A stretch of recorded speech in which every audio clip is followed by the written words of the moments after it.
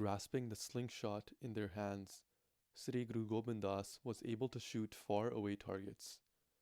In the Guru's house, there was a small well with water that tasted sweet. All of the neighbors would come and fetch water from this well. They would fill kade, clay pots, and would very happily drink that water at home. The young Guru would sometimes hide on the roof with his slingshot and shoot at the pots, causing them to burst. The woman that came to get water would get frustrated and look all around, shouting, "Who's there that broke our pots?" Mata Gujri scolded her son many times, but he would always run here and there.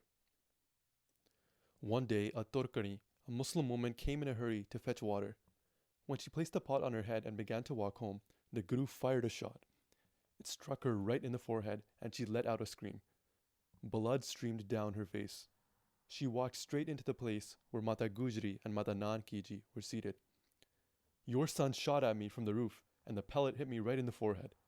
I'm bleeding and I will go and complain to the authorities that your son is the one who's wreaking havoc.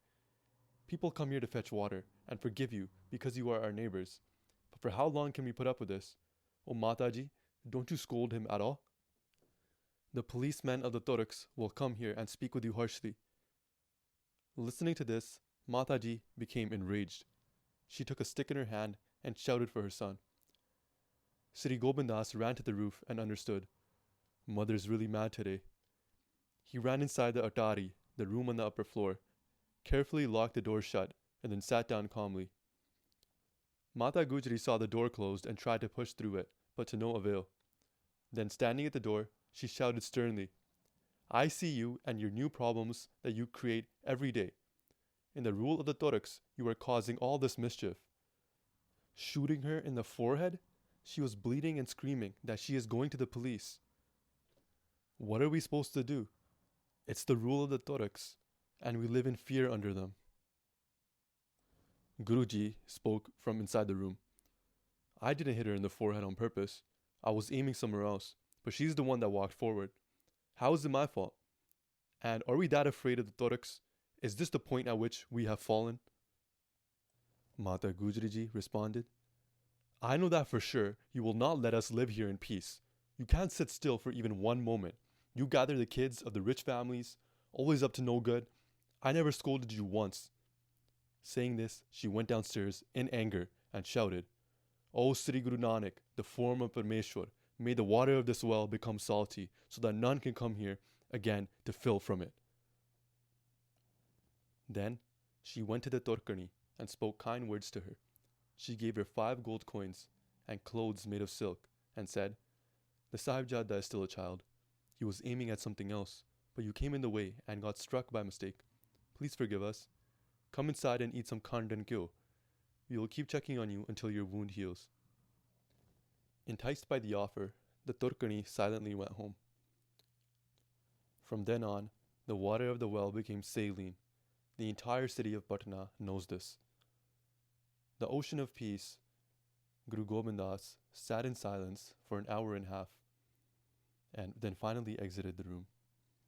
Meanwhile, Mata Gujri spoke with her Sas, her mother-in-law, about the whole ordeal, in regret. "My husband spoke very greatly of our son, that I shouldn't act against him. But today, in anger, I spoke very harshly to him. What should I do? He shoots his slingshot at their pots."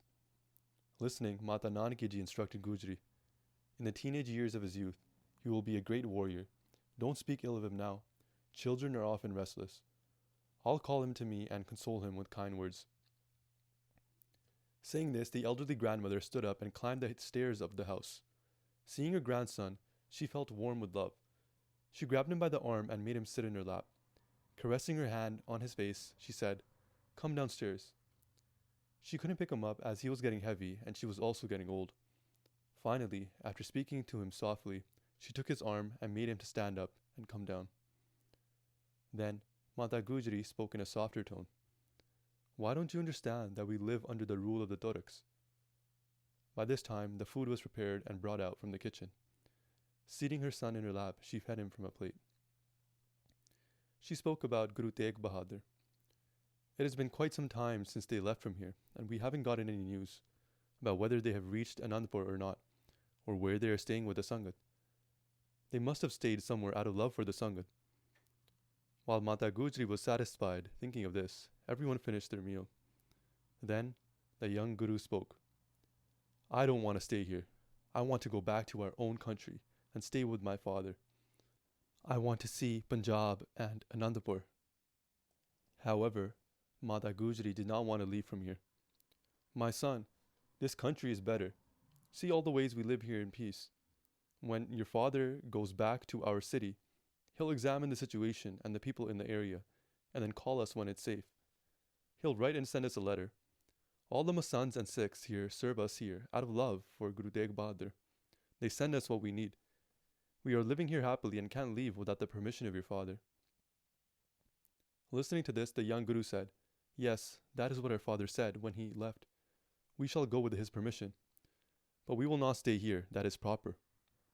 In this way, Guru Gobind Das conversed daily, but deep within their consciousness, they desired to establish the way, the Panth. The Sikhs and Masands always came and tried to convince them to stay, but they were determined to return to Punjab. They said to Mata Gujri, I will not stay in this city.